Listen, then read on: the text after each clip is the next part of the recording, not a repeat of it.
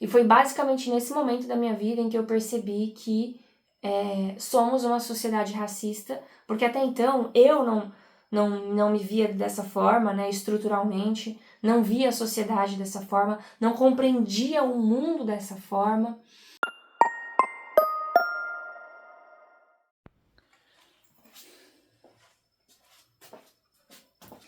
Podemos começar?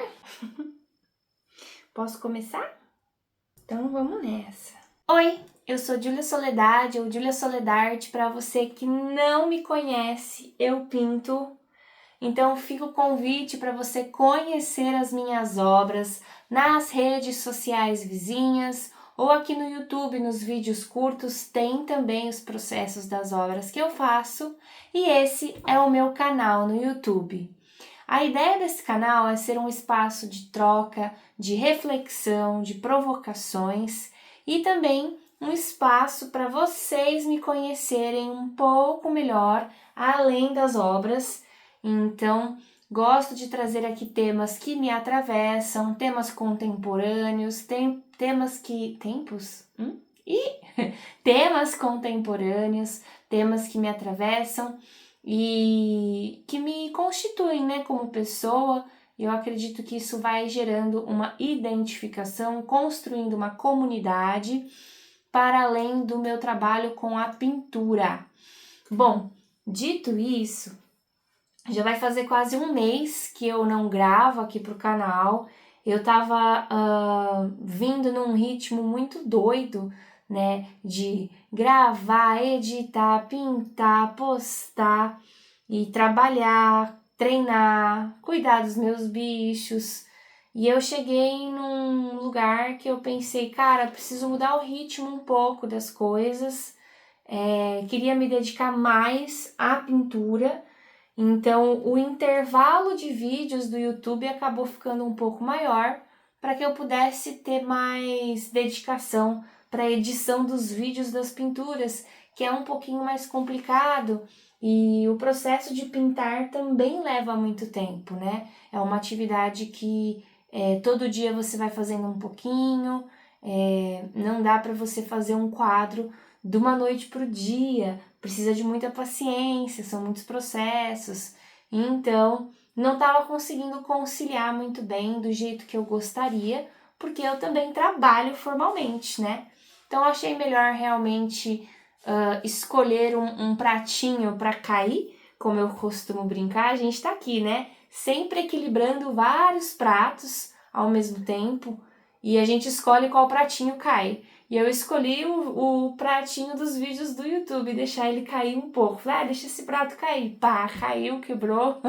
E agora eu tô aqui pegando os caquinhos e colando e falando, não, mas eu gosto de vir aqui no YouTube, gosto de colocar o que eu penso pra fora, porque eu acredito que se ouvindo, não só o fato de você se ouvir, mas ouvir outras pessoas contribui para uma construção, né, de entendimento da realidade, das coisas. Nenhuma experiência é individual, né? Então o ato de você compartilhar, escutar e falar é sempre uma troca muito rica. Então eu estava com saudades de gravar para o YouTube, estou aqui colando os caquinhos desse prato que deixei cair, eu e meus gatos, não é mesmo? Dona Morgana tá aqui pistola porque ela quer dormir já, fala, são 11 horas, isso são horas de gravar?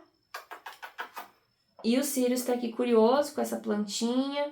Então estamos todos aqui presentes para o vídeo de hoje, que é um tema que eu quero trazer, que me atravessa e atravessa a todos nós, para variar, não é mesmo? Não tem como. Eu vou querer falar hoje um pouquinho sobre racismo estrutural, o quanto que isso esteve presente na minha vida antes de eu desenvolver uma consciência, e uma consciência antirracista, né? Porque a sociedade ela é racista estruturalmente. Enquanto você não começa a se questionar, você não tem essa consciência desenvolvida, você não tem esse senso crítico, de criticidade mesmo em relação às estruturas, né, de como a sociedade está construída, né? Bom, e por que eu quis trazer esse tópico aqui para o canal, né? Recentemente a gente teve o caso da Thelma, vencedora do Big Brother Brasil, onde ela estava na justiça há muitos anos, num processo contra uma injúria de racismo, né? O crime que ela sofreu é racista. Não sei os termos certinhos, tá, gente? Tô só mencionando o caso mesmo. E além do caso da Thelma, tivemos um outro caso dos policiais que foram numa escola tirar satisfação por conta dos orixás, de uma atividade de desenho. E teve um outro caso também que eu parei para pensar a respeito em relação ao racismo, além desses dois, que agora eu não vou me lembrar, mas tudo isso pano de fundo para a reflexão que eu queria trazer aqui. Da Luana Piovani, né? Ela soltou, acho que, um vídeo falando do quanto que é bom, né, a gente desenvolver certas consciências, e porque ela mesma tinha cometido um episódio de um crime, né, de racismo, e que se a pessoa que sofreu anos atrás quisesse processá-la, ela compreenderia, porque ela assumiria a responsabilidade, né, à frente daquilo que ela tinha feito e dito. Bom, talvez eu esteja um pouco atrasada, porque faz já um tempo que esses episódios aconteceram, mas eu quis trazer aqui para o canal o tópico, principalmente porque cresci em ambientes sem presença de pessoas negras, e eu demorei para desenvolver certa consciência a respeito do racismo estrutural, do porquê que essa ausência de pessoas negras nos meus convívios era tão normalizada, normatizada, né? Vamos dizer assim. Eu devia ter uns 23 anos, 24 anos, quando eu comecei a ouvir a respeito, né, do manifesto antirracista da Djamila Ribeiro. E isso já tem quase que aí uns 10 anos, ou até menos, não sei. Quase que 10 anos, né, gente? Tenho 33. Mas, enfim. E quando eu tive contato, o primeiro contato com esse material, eu lembro que ele veio acompanhado de um exercício, observar aonde que estavam as pessoas negras ao meu redor. Na época, eu trabalhava numa empresa que ficava na Fradique Coutinho, em São Paulo, num prédio. Haviam poucas pessoas negras em posições, vou dizer assim, relevantes dentro da empresa. Vou falar empresa aqui, tá? As pessoas negras estavam na faxina, na limpeza, na segurança do prédio e eram, em sua maioria, terceirizados. Quando eu tive o meu primeiro contato com o manifesto antirracista da Djamila Ribeiro, comecei a fazer esse exercício de prestar atenção aonde que estavam as pessoas negras ao meu redor. Foi uma lua, um planeta inteiro caindo, né? Uma lua, um satélite, um planeta caindo na minha cabeça, porque foi literalmente o peso da consciência que estava se formando ali a partir desse exercício, de ter adquirido esse conhecimento, esse pensamento crítico. E não parei por aí, né? Comecei a, de fato, olhar para as estruturas de poder de uma outra forma. Aquilo me pegou demais, olhando inclusive para a minha vida pessoal, saindo dessa esfera do lugar onde eu trabalhava, aonde que estavam as pessoas negras da minha vida, quem elas eram, quem elas tinham sido. Foi chocante perceber que eu não tinha intimidade com pessoas negras não estavam perto, próximas de mim, no meu convívio, e também foi mais um peso de uma consciência sendo adquirida. Eu estava, naquele momento, além do contato com Djamila Ribeiro e o manifesto antirracista, eu também estava tendo contato com a Umbanda, né? Eu tinha a intenção de trazer esse tópico da espiritualidade aqui no canal em algum momento, mas eu não sabia muito bem como começar a falar disso e se é que eu queria de fato mesmo falar sobre, porque é muito íntimo e meu e eu não sabia se eu estaria pronta / preparada para abrir sobre o meu desenvolvimento e as minhas descobertas com a religião. E hoje eu nem frequento mais a Umbanda, tenho frequentado o Candomblé, mas na época a Umbanda foi uma porta de entrada. E ao mesmo tempo então que eu estava em contato com o manifesto antirracista da Djamila Ribeiro, eu estava vivendo e vivenciando a Umbanda. E tudo fez tanto sentido dentro de mim naquela época, parecia que haviam tirado uma venda dos meus olhos. Eu estava enxergando novas cores, literalmente, no mundo, na vida, no meu entorno. Quando você estuda a história da Umbanda, do Candomblé, das religiões de matrizes africanas no Brasil e a chegada também do Espiritismo, ambos no mesmo momento, o quanto que o Espiritismo fala com as comunidades brancas, com dinheiro, e o quanto que as religiões de matrizes africanas acabam que ficando em um segundo plano da periferia, você começa a perceber que os vieses do racismo estrutural estão por toda parte. E foi basicamente nesse momento da minha vida em que eu percebi que somos uma sociedade racista, porque até então eu não me via dessa forma, né, estruturalmente, não via a sociedade dessa forma, não compreendia o mundo dessa forma. E ali tudo começou a meio que fazer sentido. Caramba, olha como realmente está tão estruturado, está tudo tão ainda rígido. Eu lembro que eu fazia o exercício de entrar em shoppings e observar aonde estavam as pessoas negras, né? Sempre como seguranças, limpando as mesas das praças de alimentação. Onde que estavam as pessoas negras quando eu entrava dentro de um restaurante ou de alguma loja, e tudo aquilo começou a ter um peso dentro de mim muito grande. Foi também nessa época que eu tive contato com materiais falando a respeito de adoção tardia e de quem eram as pessoas, né, as crianças que ficavam dentro dos programas de adoção até que ficassem velhas demais para adoção, né? E por isso o termo da adoção tardia. E você vai vendo que vários pontos vão se conectando e formando essa estrutura, que é o que a gente fala do racismo estrutural. Realmente está em toda parte, em todo lugar. E aquilo me gerou muito desconforto e eu não consegui mais olhar para a vida, para o mundo, para as coisas de uma outra forma. Inclusive nos terreiros em que passei a frequentar, a me desenvolver, porque foram alguns, eu fazia esse exercício, onde estão as pessoas negras desse lugar?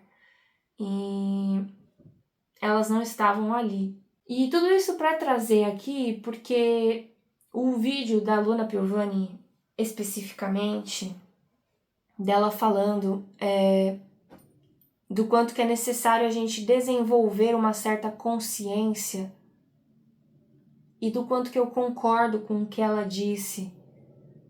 Por quê? A questão ela realmente é estrutural. A questão ela realmente está tão arquitetada na sociedade que é difícil você, eu pelo menos, né, como pessoa branca cheia de privilégios que tive, olhar para o entorno e tirar essa venda e se questionar e compreender o quanto que as pessoas negras continuam ainda excluídas de muitos lugares de fala, de espaços de convivência, de privilégios. E aí eu quis trazer esse vídeo aqui no canal, por conta desses últimos acontecimentos, né? do preconceito de uma atividade escolar envolvendo orixás, da Thelma ter lutado tantos anos na justiça para conseguir a justiça tão importante nesse movimento de desenvolvimento de consciência de que estamos falando de crime, estamos falando de segregação, estamos falando de racismo estrutural, do quanto que isso é problemático, do quanto que isso é velado, né? Do quanto que isso é velado ainda e do quanto que ainda existem muitas pessoas como eu há alguns poucos anos atrás sem essa consciência.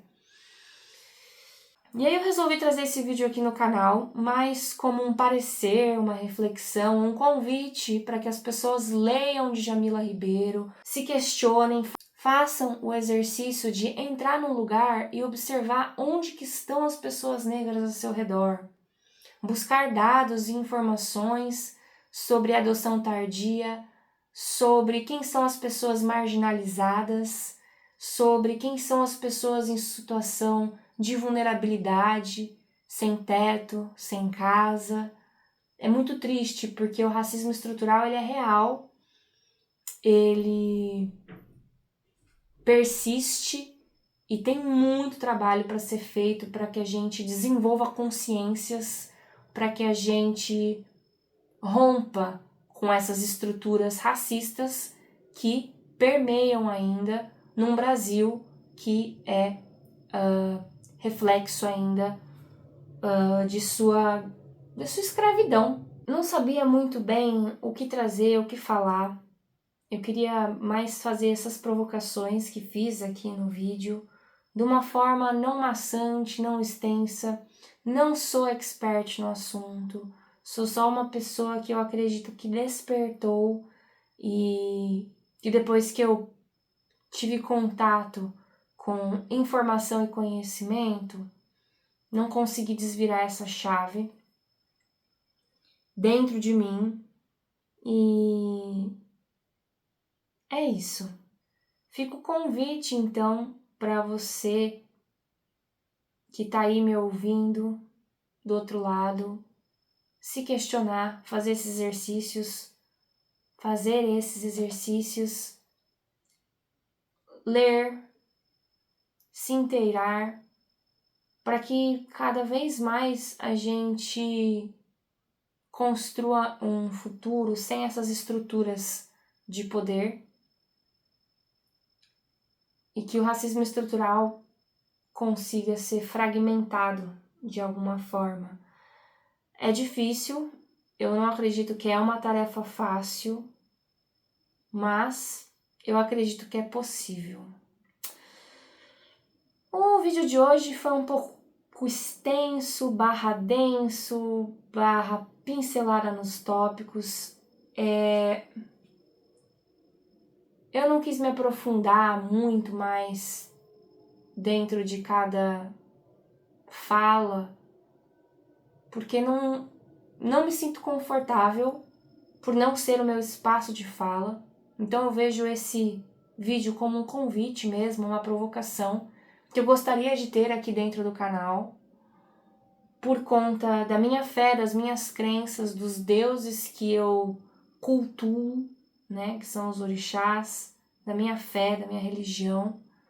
Quanto mais pessoas falando a respeito, quanto mais pessoas tirando essa venda, quanto mais pessoas adquirindo certos tipos de consciência, melhor.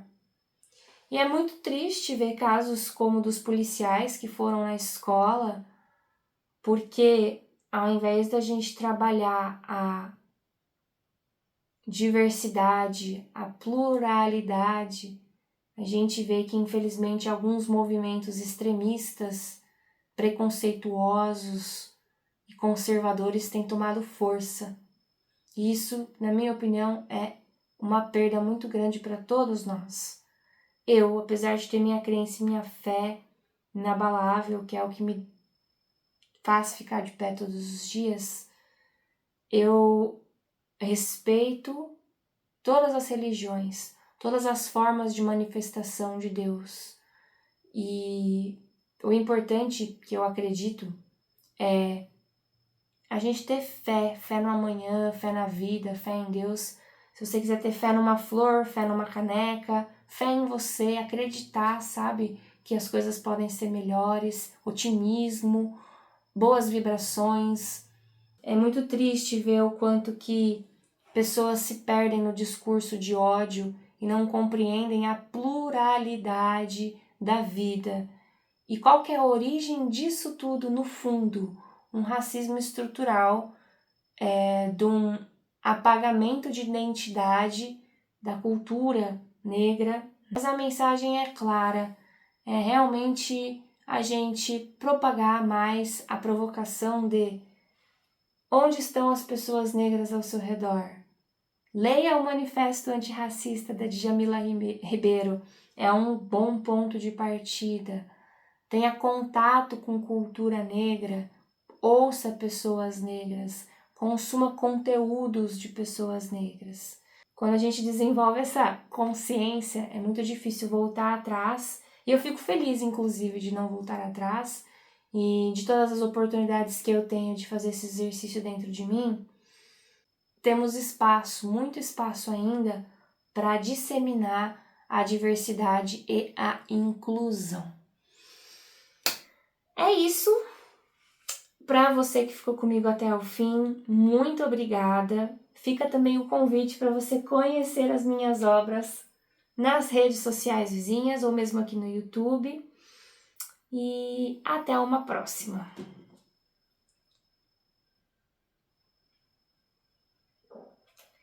A minha xicrinha de hoje é diferente. Caiu tudo. A vida é melhor na praia.